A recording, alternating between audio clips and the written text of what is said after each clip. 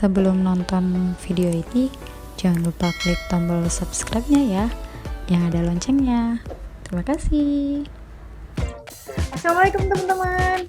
Jadi di vlog pertama aku ini, aku mau ngobrol santai dengan salah satu narasumber, di mana narasumber itu adalah sepupuku sendiri.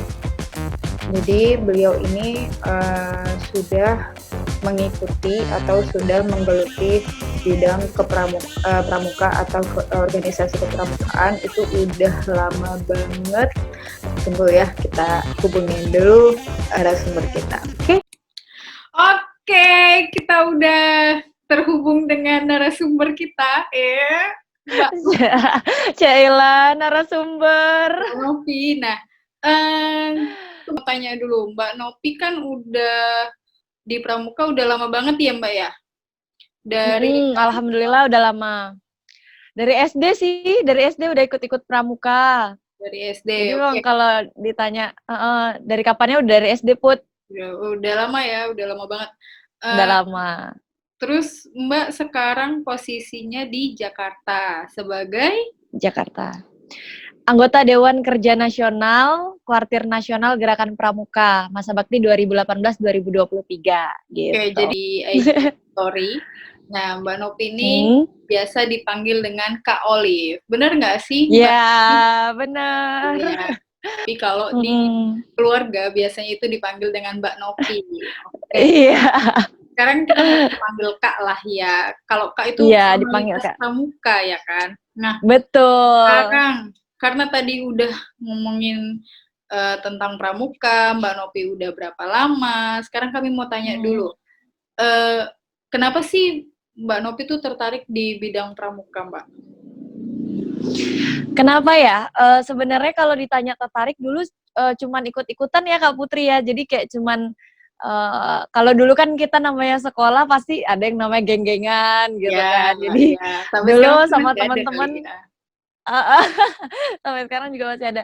Jadi dulu itu paling cuman ikut-ikutan teman-teman, terus kayak kalau nggak ikut nanti bakal diasingin nih, bakal dianaktiriin kayak gitu kan. Jadi ya udah dulu ikut-ikutan sambil pulang bimbel gitu kan. Waktu SD itu abis pulang bimbel kita rame-rame jalan kaki ke sekolah untuk latihan pramuka. Jadi awalnya memang buta banget ya, maksudnya taunya dulu pramuka tuh cuma tepuk-tepuk, main kotor-kotor, nggak mandi dan segala macem kan. Terus sekarang udah tahu gitu kan, udah menjelajahi lebih dalam dan ternyata bukan hanya sekedar itu. Jadi kalau ditanya dulu kenapa tertarik, ya jujur cuman ikut-ikutan teman, tapi ternyata sampai hari ini justru malah bisa berjalan sendiri dan teman-teman yang dulu ngajakin malah nggak lanjut kayak gitu. Malah nggak lanjut. Jadi kayak gitu Kak Putri.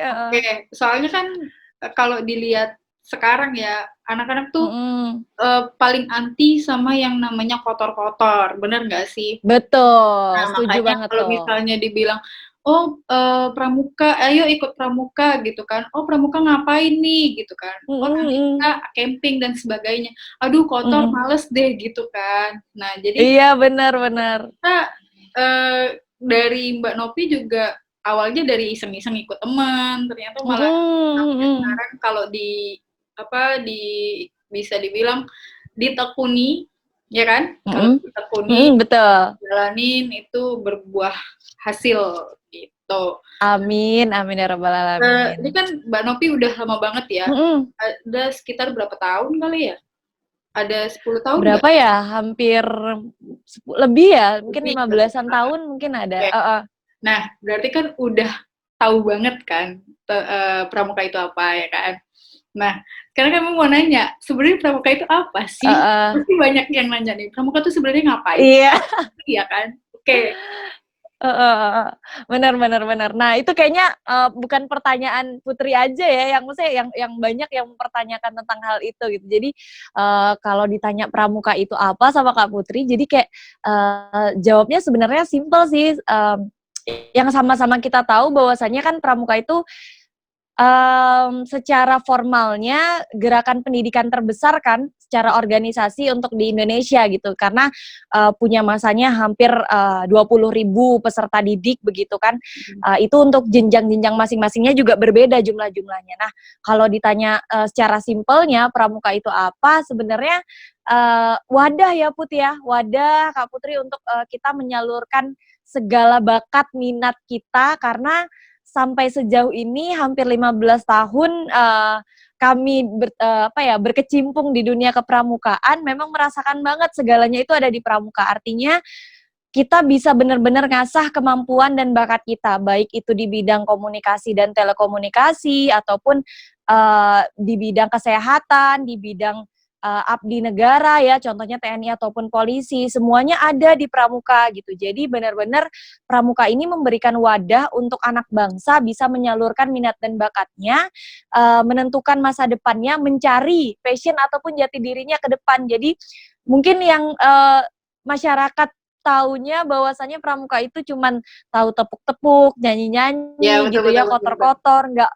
nggak mandi gitu ya, Iya, iya. pramuka-pramuki banyak daki dan sebagainya kayak gitu. Cuman itu kita terima banget karena itu persepsi masyarakat yang mungkin belum mengenal pramuka secara dalam. Artinya sampai sejauh ini kita selalu mengupayakan bahwasanya menunjukkan juga bahwasanya pramuka itu bukan hanya sekedar itu, tapi juga bisa lebih dari itu. Bahkan di DKN sendiri sebagai ibaratkan sebagai apa ya, penggerak gitu ya, dewan kerja di mana kita di situ termasuk di dalamnya sebagai IO, sebagai pelaksana kegiatan-kegiatan, kita juga sebagai penjalan apa ya, ibaratnya organisator lah yang menggerakkan tentang bagaimana penelitian teman-teman pramuka penegak dan pandega rentang usia 16 sampai 25 tahun itu seperti apa, kegiatan-kegiatan yang bisa membangun mereka, yang bisa mewujudkan minat dan bakat mereka. Jadi sampai tahun ini pun kita selalu menggelorakan tema kolaborasi menginspirasi negeri karena pramuka itu juga bisa berkolaborasi dengan banyak organisasi besar lainnya gitu dan tujuan utamanya pasti untuk membangun generasi milenial yang tentunya kedepannya akan menjadi pemimpin bangsa kayak gitu. Jadi kalau ditanya pramuka itu apa, ya pramuka itu tempat komplit, wadah komplit untuk menyalurkan aspirasi ataupun minat bakat teman-teman semua. Jadi mungkin itu secara pribadi ya karena udah Iya, iya, iya. merasakannya gitu. Mungkin Oke. itu Kak Putri. Tadi kan Mbak Novi ada menyinggung nih tentang yang namanya pandega Mm-mm. ya kan. Nah, Mm-mm. selama di dunia kerja kami Mm-mm. tahu apa itu siaga, ya kan? Mm-mm. Apa itu penggalang dan satu Mm-mm. lagi siaga, penggalang, Penegak, penegak. penegak. Mhm. Iya. Nah, tadi kan pandega tuh. Kalau siaga pasti kan SD kan untuk SD. SD. Kalau penggalang itu untuk SMP. Kalau penegak itu untuk SMP. SMA atau SMK. Nah, Iya. untuk pandega nih apa sih? Pasti kan orang-orang nggak tahu nih. Apalagi anak-anak atau teman-teman yang di sana pasti cuma taunya 3 itu, siaga, penggalang, sama Mm-mm. penegak. Tapi pandega nih nggak tahu Mm-mm. nih, ya kan? Nah, Mm-mm. sebenarnya Bener, pandega bener, ini bener. apa sih, Mbak? Apakah dia khusus atau gimana? Iya, jadi Pandega sendiri itu tingkatan peserta didik di dalam pramuka yang paling tinggi ya, karena usianya itu rentang dari 21 sampai 25 tahun. Itu untuk usia Pandega gitu. Nah, rentang usia ini itu biasanya pada umumnya adalah untuk teman-teman yang masih berkecimpung di perguruan tinggi. Begitu. Jadi Hmm, di perguruan tinggi, mereka dinamakan dengan racana, kan berbeda nih kalau, penegak itu kan namanya ambalan. ya. Nah, kalau untuk di Pandega itu namanya racana. Jadi Oh, ada pengurusnya, nah pengurusnya itu dinamakan dengan kesatuan, racana itu sendiri gitu. Kalau kalau di penegak atau di SMA, SMK itu kan sendiri namanya ambalan. Nah, kalau di ya. Pandega itu namanya racana. Jadi itu biasanya teman-teman yang berkecimpung di perguruan tinggi Kak Putri. Jadi Oh, memang masih awam ya karena iya iya. jumlahnya juga tidak sebanyak teman-teman yang berada di Penegak yang SMA, SMK karena mungkin karena sudah masuk ke dunia kerja, dunia apa ya yang lebih fase berikutnya gitu. Jadi untuk teman-teman di Pandega ini banyak yang apa ya terseleksi alam lah gitu, terseleksi alam. Jadi menyisakan mungkin secara kuantitas jumlahnya lebih sedikit dari teman-teman yang penegak gitu. Jadi kalau untuk Pandega itu yang usia peserta didik yang tertinggi gitu. Oh, Untuk tertinggi. di golongan kepramukaan kayak gitu. Itu apakah sama aja? Maksudnya kayak mengikuti istilahnya kan kalau penggalang tuh pasti ada camping ya kalau biasa. Nah, apakah sama aja camping dan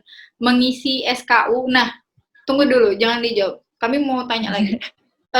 Pasti teman-teman nih, apalagi anak-anak yang masih SD, SMP atau SMA, itu pasti harus punya SKU, ya kan? Nah, yang kami tahu, tolong dikoreksi ya kalau salah, SKU itu wajib diisi karena untuk syaratnya adalah untuk naik ke tingkat selanjutnya. Jadi kalau misalnya dari SD, dari siaga, itu SKU itu harus penuh, harus full, makanya dia syaratnya itu jadi dia harus bisa naik ke penggalang seperti itu. Benar nggak sih Mbak Novi? Boleh dijelasin? Oke, ya sebenarnya kurang lebih begitu ya Kak Putri ya. Jadi kalau SKU itu kan kepanjangannya adalah syarat kecakapan umum. Jadi sebenarnya itu adalah syarat untuk kita naik tingkat di golongan tertentu. Artinya contoh misalnya kalau di siaga itu ada namanya siaga mula, tata, siaga bantu. Nah, 3 tingkatan ini dari siaga mula, tata dan bantunya tiga tingkatan ini apabila misalnya adik-adik siaga kita mau naik ke siaga mula, tingkatan siaga mula. Nah, ini mereka harus mengisi SKU dulu. Begitu. Mereka harus isi SKU dulu. Nah, setelah mencapai siaga mula, mereka mau naik lagi ke siaga tata. Nah, ini juga harus mengisi SKU lagi. Jadi tingkatannya itu ibaratnya kayak naik kelas begitu. Naik kelas, tapi tetap golongannya di SD begitu. Nah, sama juga halnya dengan adik-adik kita di penggalang di tingkat SMP. Mereka ada penggalang ramu, rakit dan terap. Ada tingkatannya itu ramu, rakit dan terap. Nah, untuk naik ke tingkat ramu dari mereka sebagai calon penggalang, mereka mau naik ke ramu ini, mereka harus mengisi SKU itu. Apabila SKU-nya sudah terpenuhi, barulah mereka dapat dinobatkan sebagai penggalang ramu. Nah, seterusnya begitu. Mereka mau naik lagi ke penggalang rakit, itu juga harus ngisi SKU itu. Nah, tiap tingkatan ramu, rakit, dan terap itu pastinya syaratnya berbeda-beda nih Kak Putri kan. Nah, itulah yang membuat mereka mengisi yang namanya teknik kepramukaan mereka. Sejauh mana mereka mampu begitu. Karena didukung dengan usianya juga, nah harus juga didukung dengan kemampuannya yang semakin sesuai dengan SKU itu. Jadi untuk SKU ini sebenarnya kesannya adalah seperti kenaikan kelas gitu, kelas gitu. Tapi tetap golongannya adalah golongan di SMP ataupun penggalang. Nah, kalau misalnya mereka nanti dari SMP mau naik ke SMA ataupun dari penggalang mau naik ke penegak gitu ya, melanjutkan ke penegak, biasanya mereka tetap harus membawa syarat lulus SKU di penggalang itu. SKU-nya sudah terpenuhi. Jadi dari penggalang terap gitu ya, udah lolos sebagai penggalang terap. Nah, SKU penggalangnya itu dibawa untuk dilanjutkan ke tingkat penegak. Kayak gitu. Jadi pengisian SKU-nya itu sebagai bukti, sebagai landasan bahwasanya tiap jenjang pencapaian ataupun sistem pendidikan di kepramukaan yang mereka lalui sesuai golongannya itu sudah mereka laksanakan. Jadi itu sebagai bukti sih Kak Putri, karena itu juga perlu sekedar informasi gitu ya. Itu juga sebagai landasan penting ketika mereka misalnya mau menjadi pramuka Garuda. mengambil Beda lagi nih. penghargaan di Beda lagi. Gerakan Pramuka. Nah, Jadi ada apa namanya, landasannya, ada buktinya gitu bahwasanya pencapaian pendidikan mereka itu sudah jelas dan track record-nya juga tidak abal-abal gitu. Jadi itu ya. sebagai syaratnya. Jadi dia udah istilahnya kalau kita tersertifikasi lah ya. Iya, betul. Terus Ada lisensinya sendiri. SKU-nya itu apakah cuma satu SKU atau ada lagi banyak lagi SKU-nya? Jadi kalau SKU itu di tiap golongan ya. Jadi SKU siaga itu beda, SKU penggalang itu beda, penegak dan panega itu beda. Nah, kalau ditanya ada yang lainnya, sebenarnya ada kembarannya SKU, namanya SKK. Kalau tadi SKU namanya syarat kecakapan umum, nah SKK ini namanya syarat kecakapan khusus. Ini lebih mendetail lagi tentang kemampuan peserta didik untuk dapat meraihnya. Biasanya tingkat selanjutnya itu ada minimal SKK yang harus mereka ambil gitu. Jadi SKK ini didampingi dengan yang namanya TKK, tanda kecakapan khusus. Kalau misalnya di baju pramuka nih biasanya di lambang sebelah kanan kan kita ada lambang provinsi dan kabupaten atau kota atau kuarda ataupun kuarcap kita. Nah, biasanya itu mereka kalau untuk adik-adik penggalang atau adik-adik penegak itu mereka ada TKK wajibnya itu dikelilingin di sini. Ada 5 biasanya TKK wajib. Nah, itu biasanya harus ada minimal pencapaian untuk naik ke tingkat berikutnya. Jadi itu lebih mendetail lagi untuk SKK gitu, lebih mendetail lagi itu. Ada syarat sebagai muazin, syarat sebagai kori, syarat untuk mengambil TKK menabung, TKK memasak, TKK banyak semuanya. Jadi secara agama ada tersendiri, secara keterampilan soft skill ada sendiri, secara keterampilan hard skill juga ada sendiri. Jadi memang lebih mendetail kalau untuk SKK-nya gitu. Jadi lebih mendetail dan menariknya tandanya itu kalau misalnya mereka sudah mencapai SKK itu mereka dapat tandanya. Nah, tandanya itu bisa disematkan di baju pramuka mereka gitu. Ya. Berarti buat teman-teman yang lain yang tertarik atau yang mau gabung dengan pramuka, berarti yang pertama harus ada bukti ya, Mbak Nopi, harus ada bukti SKU itu sudah terisi. Terus yang kedua tadi mengisi SKK ya. SKK. Iya. Nah, kalau misalnya mungkin teman-teman yang lain ada yang mikir, ini ada SKU berarti SKU aja nih gitu. Ternyata enggak ya, SKK juga bisa dipilih, diisi. Nah, diisi. Terus tadi kan dibilang ada yang kori, azan, masak, itu diisi. Maksudnya misalnya nih, kami mau masuk ikut ke pramuka ya kan. Nah, kami bisanya masak misalnya. Apakah yang kori, azan dan sebagainya itu kami isi juga atau cuman yang bagian masaknya itu yang kami isi gitu?